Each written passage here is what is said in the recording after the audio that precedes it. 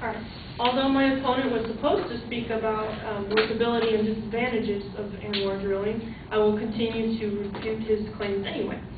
His first claim was that the majority of people oppose Anwr drilling, and this is not true. I will refer to a quote from my previous speech that Anwr.org says, "Over 78% of Alaskans favor exploration and production on the coastal plain." Another quote by Mpg states, "Alaskans feel the benefits of Anwr would far outweigh the costs."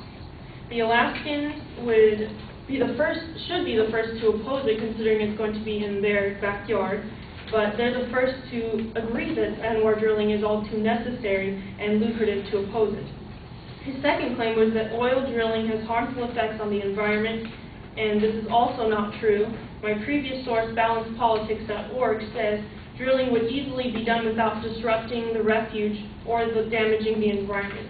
And recall that I mentioned in my constructive that the Arctic exploration technology is the most advanced in the world, and that is because since 1990 they have proposed to use horizontal drilling rather than vertical drilling.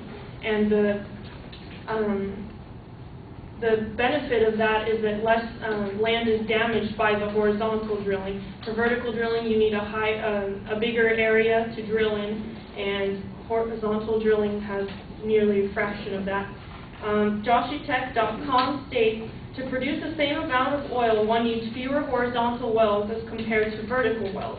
The results in reduced need for surface pipelines, locations, etc. With that said, the environment would be left in almost mint condition. The disruption would be minimal, if that.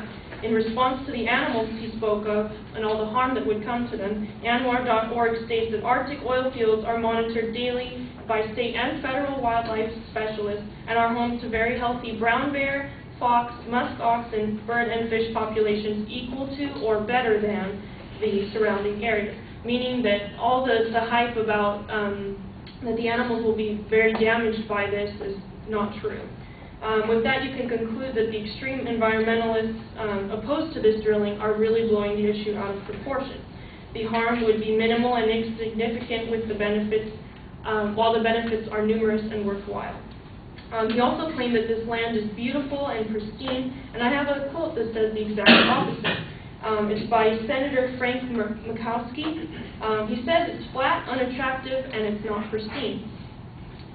His third claim was that using alternative solutions such as solar power would be a solution to the budget crisis, unemployment rate, and our dependence on oil.